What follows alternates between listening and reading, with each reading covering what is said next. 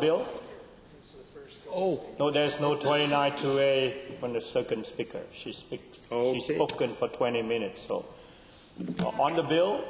on the bill. All right. Go ahead, honourable member. Well, that's a tough act to follow, Edmonton Centre. I think she snuck my speaking notes and took them over there on election. Well, I'm like you were just, but so many things. But she hit the nail on the head. Brilliant. She hit the nail on the head so many times that nail went right through the board and it's come out the other side. And too bad it didn't come out there and hit them in the butt to get up and stand and talk about this and realize that, oh, I didn't realize there are so many points that are so true. But they are. It's just one after another. This is an offense to the people of Alberta, and I truly believe to all those people who even considered voting for this premier by stating, and as she quoted, that the manipulation that goes on behind the doors is astounding. And I guess I want to focus on some of the big ones and just taking on the selfishness side of this, the opportunity to get the ads out there, to take up the airtime, to take up the billboards. I mean, they have millions of dollars in the bank. They can, and they have in the past, I believe, actually taken up those ad times to make sure that even if once those, as the honourable member from Edmonton Centre says, chicken guts start dictating that there's an election coming forward, they have the ability to tie all these things up.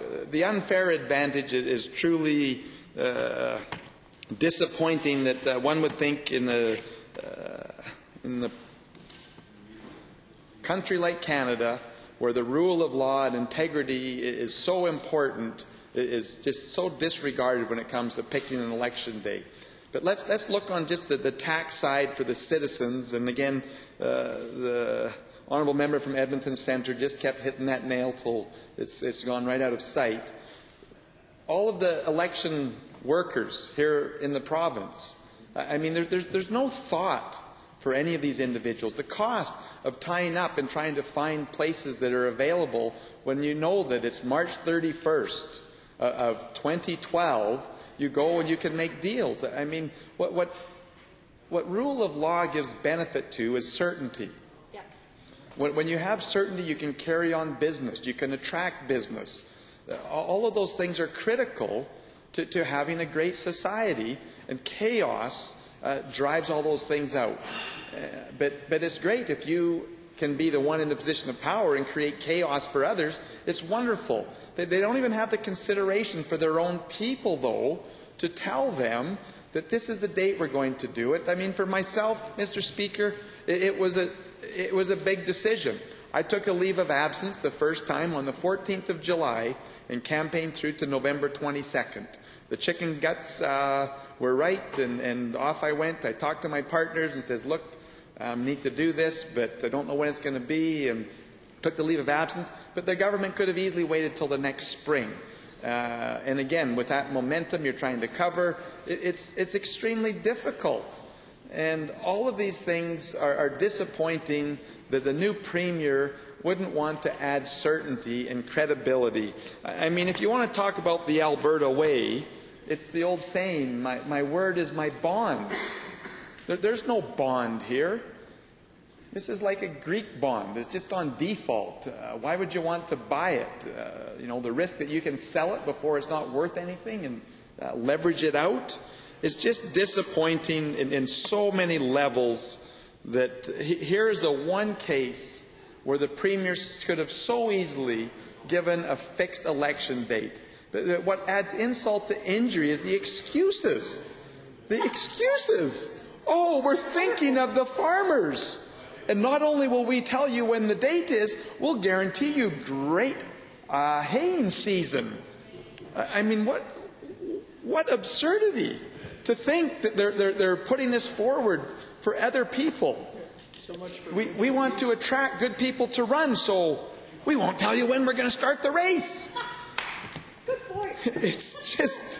It's truly incredible, the audacity, the arrogance of saying, we're setting fixed election dates. And I do love it, season. We have a winter season. We have a spring season.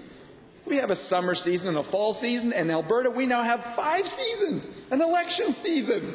What a benefit for Albertans.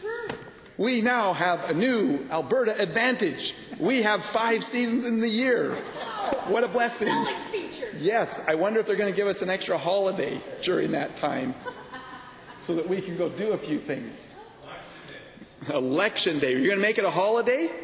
And people won't...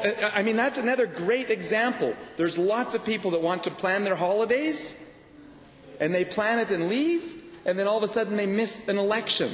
There's people that will actually plan because they want to participate in the election procedure, but they don't know which month to book off work where they could actually work some time and help the candidate that they want to. So lower voter turnout. Absolutely. This is an affront to Albertans, saying that what we want to do is manipulate it, but we're very generous. We're going to go from 12 months down to 3 months.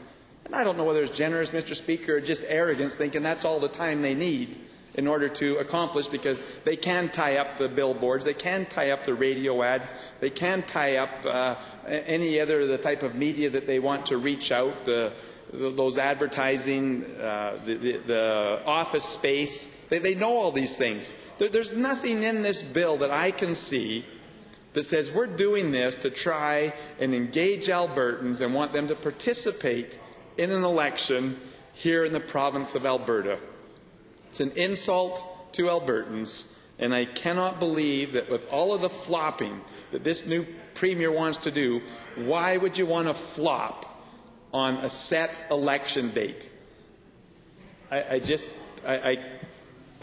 can't explain it. I truly can't, other than the fact that all it was about is I need to make enough promises to get elected, and then it really doesn't matter. But I think she's going to get a rude awakening this time that it does matter. That the election is too close this time from the promises made to the promises broke. That's going to be the problem. And I'm looking forward to the next election. I'm looking forward to allowing Albertans to come out and to make their little X on the box and pick the people who they want to represent them, who will actually do that.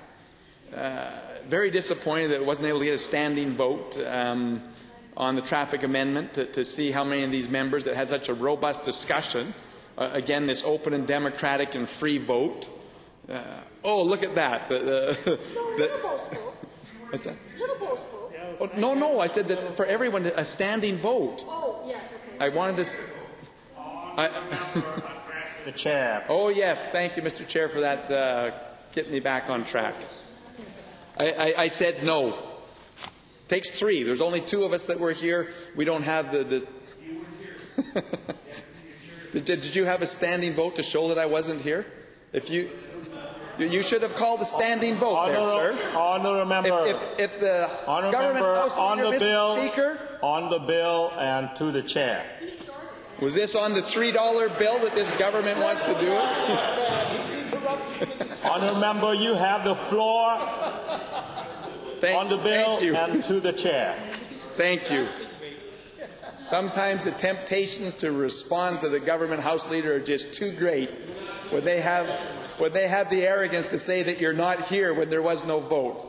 I was here present in the assembly when that was called. If he would have called for a vote, I was here. On the bill, I would have been standing up. But the point is how many Albertans are going to be here? How many are going to plan to say, well, it's not going to be until April, so I won't come back until the end of March, only to be surprised that the Premier wants March 1st or a March 3rd election.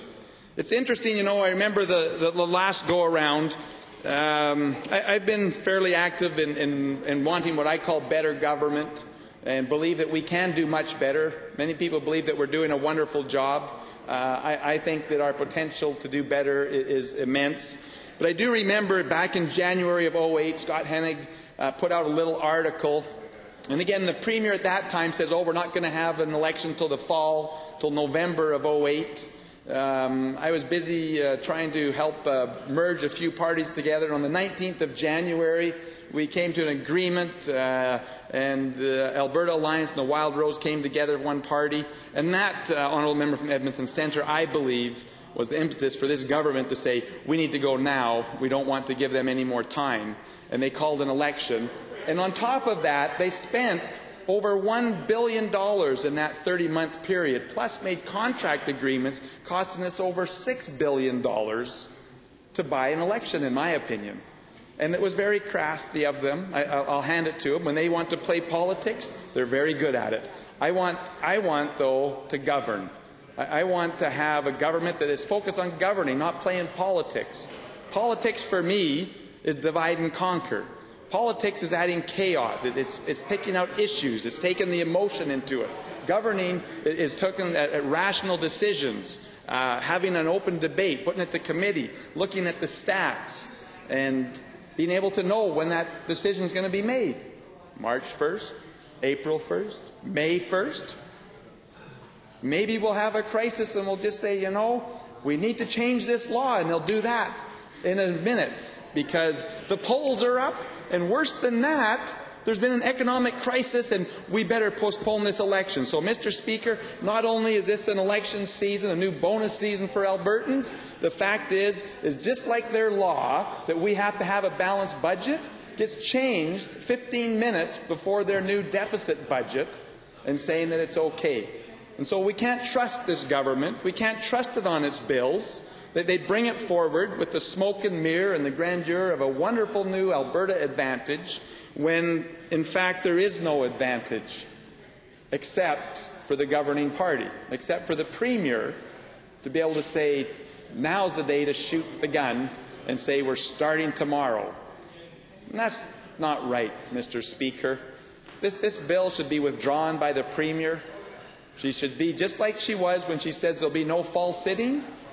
She was wrong, and she's just as wrong to say that we're going to have an election season sometime in the year when, in fact, like I say, I guess I really look at this, Mr. Speaker, that if there's an economic crash, if this European crisis creates economic disaster here, I can fully see us coming back in the spring. And because of the massive deficit this government continues to accumulate on the cash basis, sucking up our sustainability fund, which again is another oxymoron. There's nothing sustainable about the way they're using up that savings account. They're spending it at a rate that one more year with the current economic situation, and we're back to zero, and those deficit budgets will be deficit in the real sense, and not the fact that we can suck it out of the sustainability fund, and thank heavens that they had the boom that they did, or we'd be in more trouble than we could possibly throw a stick at. But, Mr. Speaker, it's very clear that this government wants to govern with deception. They want to say they got a fixed date when it isn't. I don't even think that, like I say, if they're really serious, they want to put in a fixed date, put in a fixed date. And also say the only way it can change is through a referendum of the people and not the new law that's going to be changed in 15 minutes before. We've had it in the past where there used to be recall in this province, and then when the people in power got a little bit of trouble, they scrapped the bill. And there's a few things that we just can't agree on. But accountability is critical in governing. Accountability in politics is yes, I won't. But, Mr. Speaker, what we need this government to do is to make an amendment and give us a date, or withdraw the bill and say that we're sorry, we apologize for being so arrogant to say that we're giving you a fixed election season date. I don't know what you want to call it. There's a lot of different terms, but it's wrong, wrong, wrong. We need the Premier to withdraw this bill, apologize to the people of Alberta, or to come and make an amendment and give us the date so that we can start to have Elections Alberta to get the facilities booked for people to be able to realize this is when it's going to happen, that maybe perhaps more people will jump in and say, now that I know there's a date, I can start to plan around my business to get ready to do this. They can plan their holidays. There's a lot of things that if we're thinking of Albertans, if we're trying to engage Albertans, give them a date, give them the certainty, give them that time of accountability, and then they can see that all of a sudden when the government desires to spend $1 billion, we can do something about it. Standing Order 29-2A. Seeing none. Are the next speaker, Honourable Member for Edmonton Strathcona, you wish to speak on the bill? Thank you, Mr. Speaker. Yes, it is not a pleasure to rise to speak to Bill 21 because it is really, truly one of the most laughable bills that I've ever come across since I've been in this job.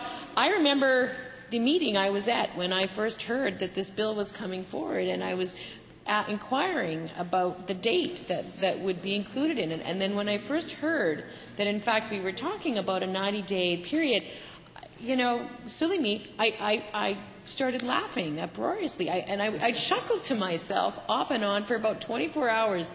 And I actually said to myself, oh, there's no way they'd actually introduce something like that. Oh, they couldn't be that. They couldn't be that stupid. You think, sorry, that's probably inappropriate. I'll apologize. But I thought to I would just think about this to myself and just chuckle at the complete inanity of somebody going out there and making a grand promise that she was going to bring in fixed election dates, and instead introducing legislation that could only be best called random election seasons. And it was funny because I just didn't think that these folks could be that arrogant to actually try and pull something like this off. And, you know, the arrogance of this Conservative government, it grows, you know, having been in power for longer than, you know, the government in Egypt, or I think we're not quite Castro yet, but we're getting there. The 40 years of being in government, it would be bad enough if the arrogance sort of increased each year, but it's really an exponential one. And I, you know, quite sure that they will start challenging, you know, the time-space continuum and thinking that that doesn't apply to them either. But truly, here, what we've got going on is just an arrogance around the English language. So the Premier said, I will bring you fixed election dates. And then these guys bring in a piece of legislation that calls for a moderately fixed election season. And they actually have the temerity to look at people straight in the eye and argue that the Premier has kept her promise. And I'm thinking, is there a new language that's developed just overnight? Am I missing the development of a new language? You know, at what point do we hold people accountable to what they say? And I certainly hope to goodness that Albertans are coming to terms with what this legislation represents, which at its heart is a neon sign announcement that the new Premier cannot be trusted to keep a single solitary promise. And I like to say that, well, you know, with her, when she makes a promise, folks, be really clear to read the small print. But now I'm at the point where, well, you know what, don't read the small print either, because it may well be written in Navi or some, you know, long since departed language. And even if it does, they just won't adhere to the normal rules of language construction because they don't think that any of the rules apply to them. So, and that's what Bill 21 represents. It is the clear, broad proclamation to Albertans that we don't think the rules apply to us. And just because I said I was going to give you fixed election dates doesn't mean that I will. But I will not, under any circumstances, even take responsibility for the fact that I'm not keeping my promise. But Albertans can see that that's what's really going on. Now, in this particular case, it goes as well to the heart of how this government operates, which is to use its influence, its power, its tenure in a way that is designed to keep itself in power, to hold on tight to power. It's not about good governance. It's not about the public interest. It's not about the greatest benefit to the greatest number of Albertans. It's actually not even about the greatest number of benefit to the most friendly group of Albertans anymore. This one is just raw, blatant grasping for power. And that's what this bill is, and that's what this government has deteriorated to, and that's what it's descended to, is just a raw grasp for power. And when it comes to elections, you know, these guys are unmatched, I would suggest, across the country in terms of the way in which they make the rules to benefit themselves. And it's not just this bill, but this bill is part of a long process. We have election financing rules in this province, which, I suspect that if you looked at what the election financing rules were in, some gold rush 100 years ago, you would not have found them more corruptible than the current election financing rules. We have no limits on how much money powerful governments and powerful parties can spend in an election. We make sure that it is absolutely possible to buy an election in this province. Absolutely possible. No limit on how much you can spend. And that's unlike most other jurisdictions in the country. But here we want to make sure that the wealthy and the powerful are not in any way constrained in their ability to maintain their ability to stay wealthy and stay powerful and stay in control of our democratic system, or our political system here in Alberta. And that's a problem, of course, when you combine that with the absence of a fixed election date. And so let me just talk a little bit about some of the practical issues that impact upon a smaller party that does not take corporate donations, that does rely on individual Albertans to finance them, that doesn't get great big huge checks from Enbridge and TransAlta and all these great companies that these folks are governing on behalf of, but rather is just getting checks from regular Albertans. Well, this is what happens when you have an election. You try to have a campaign office. Well, do you spend $4,000 to get that campaign office for 1 month, or do you spend $12,000 to get that campaign office for 3 months? Well, in the world of the Conservative Party of Alberta, $3,000, $12,000 doesn't matter. We got millions of dollars to spend on this. We're going to outspend the opposition parties 5-1 because we're in charge and we got all the contacts and we got all the power, and we will never change anything to make sure that the average Albertan who does not have that money has a vote that matters as much as the average Albertan who does have that money. And so as a result, when you look at, do we spend $12,000 renting a campaign office for 3 months? Sheesh, that's kind of a big portion of our budget. Well, over there in Moneybags land, it's not. Who cares? It's a drop in the bucket. But for regular Albertans who are coming together as community members to try to put together a campaign based on donations out of their pockets, where they're making a decision about whether to spend $1,000 a month for the most expensive daycare in the country, or whether they're making a decision to spend an extra $300 this month for the most expensive electricity cost in the country. When those people have to make those kinds of decisions and then they decide how much they can give to their local candidate, the question about whether you buy a campaign office for 1 month or 3 months, it matters. And I was particularly offended by the Premier in question period when she repeatedly said, yep, we're going to have an election and everybody should start getting ready and everybody can start campaigning. Well, you know what? Moneybags over there, folks? Sure, you can campaign for a year. You've got the public purse. You've got the PAB. You've got a $5 million election chest, and so you can campaign forever. But there's a lot of Albertans that don't have access to that money, and they'd still like a voice. And they'd like a government that was interested in giving them a voice. And this leads to the next problem.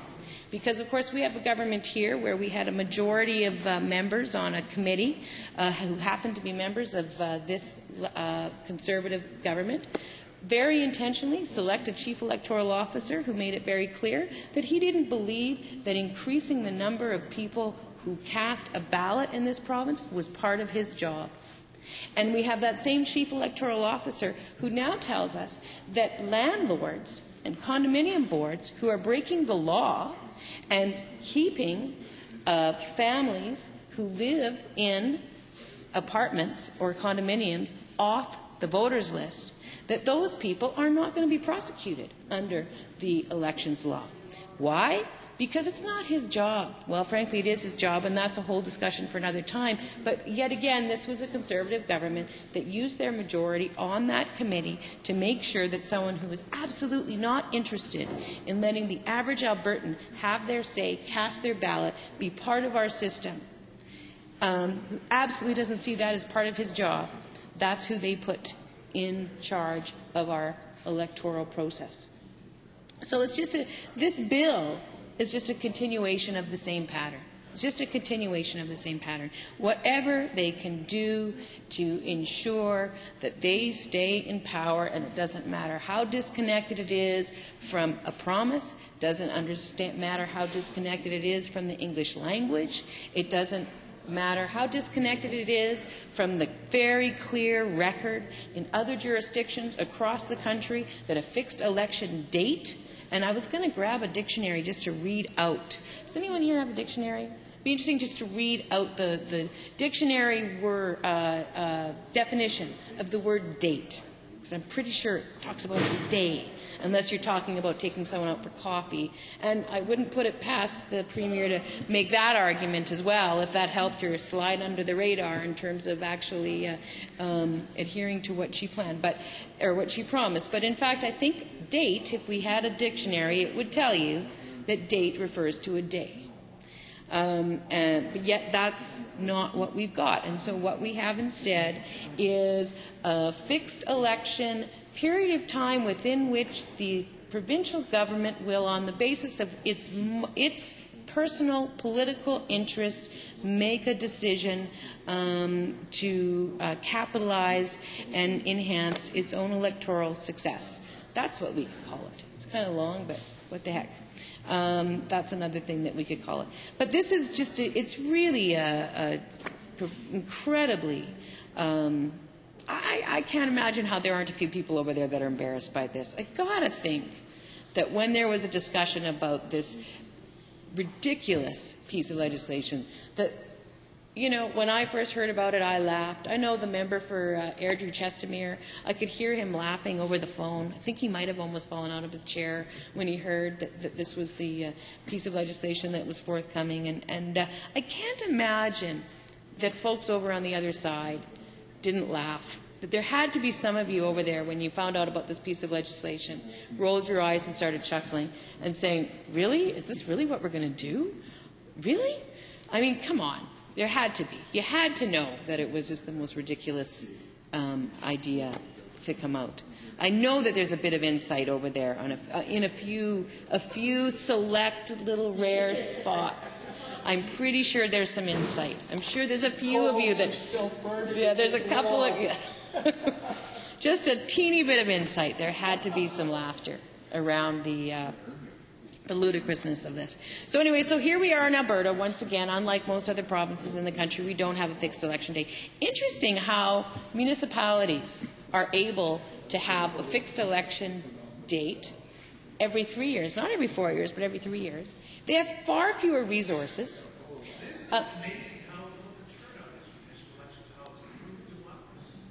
Well, geez, you know, it's really interesting. The House Leader talks about the turnout for municipal elections, and it's interesting. Your Chief Electoral Officer told us that, you know what, municipalities are a great example, and why should we worry about the fact that he can't enumerate Albertans? Because they don't enumerate in municipal elections, and it works just fine.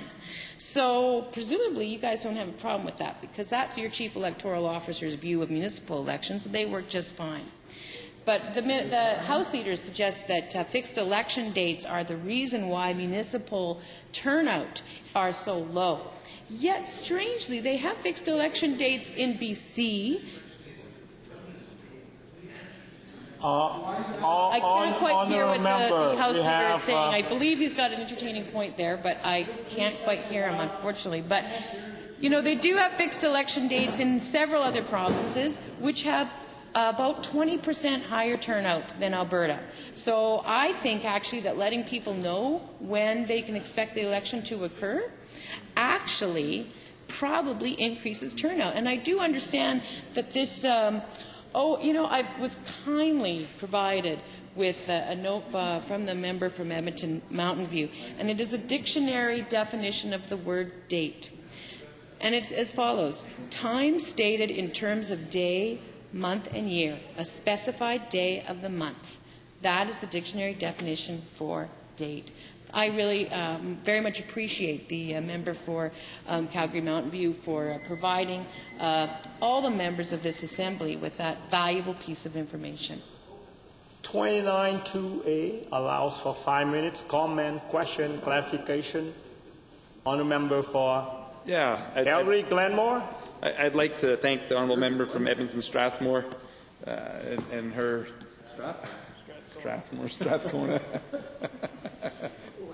We've spent a few hours in here now, but I just, you went over a lot of the different issues again, and the frustration that it causes with people, even to get your campaign volunteers makes the other difference. But I'm just wondering if there is a time, and again, because of the area that you represent, if there's a time of year where you think a fixed election date would be most appropriate for your area, and if you've done any consideration on when you think a good fixed election date should be, spring, fall, winter. Just wondering if you had any thoughts on that. Not icy. Honourable member Edmonton Strathmore. Well, I appreciate that question, and I understand. See, the poor member there has fallen victim to Tory speak in terms of what's happened to the language, because you talked about fixed election date, and then you said spring, summer, winter, fall, knowing, of course, that just to review our definition here, that date does not refer to a season. Date is a day. So what date would be good? Well, I could say any day, specific day that it happened repeatedly every 4 years in my particular riding would be good in February, March, or halfway through April. After that, it's not good because I have a lot of students in my riding, and as much as this government has very intentionally constructed the Elections Act to create maximum confusion with respect to the rights of students to cast a ballot, and notwithstanding the Chief Electoral Officer's active participation in enhancing that confusion and generally not supporting the ability of students to vote in our province, I'd like students to be able to vote, and it would be helpful if they were in school at that time, because then they'd all be they'd be where they're living. So I would very much not like to see an election occur any time after essentially the second week of April. And of course, as you know, the election season that's currently been identified by our language-impaired friends across the way there includes a 6-week option after university has finished, and that was something that I believe members across the way heard from students about and chose to ignore. Nonetheless, that's my answer. So I understand there's another question, so I'll sit down. Honourable member for Calgary Glenmore. I didn't fall subject to them. What I meant was there a date inside of one of those specific seasons? I have a time that I like. And again, it's that window where you should look at it. But probably the most important thing for me during campaign time is the time that we can have at the door. And I find people are far more receptive when the sun is up. And I know that wouldn't work for you as well, but I think overall for Albertans to have some time in June is an excellent time. That the sun is up long. You can work the hours, talk to the people at the door. And for me, it's all about being able to meet as many people as possible during that election period, because as much as there is a date, there is a period where we are able to do that campaigning, people engage more. So I personally would love to see one in June sometime, but just was curious if that would affect you, or you think that I think we'd have a better voter turnout as well, because people haven't left on holidays for the summer and everything else. Honourable Member Edmonton Strathcona. For the reasons I just outlined, I personally wouldn't support a June date out of respect for the many people in my riding who are university students, and that is a more difficult time for them to vote. But I will say, though, I do agree with you on the need to go out and talk to people and to be able to engage in efforts to talk to Albertans, and certainly the clarity and the ability to enhance that would be greater if we had a date as opposed to a season. Personally, I find with my door knocking, the one upside to door knocking in the dark when it's minus 25 out is people are just so darn feeling so darn sorry for you for being there. You actually get probably more opportunities to speak to them because they feel bad closing the door in your face because you look cold, or maybe that's just me, but so it does work that way, but it doesn't work so well in those ridings that have more condominiums and apartments, which are big chunks of my riding as others, where we have a chief electoral officer who won't. The next honour member on my list is honour member from Calgary Varsity. Thank you very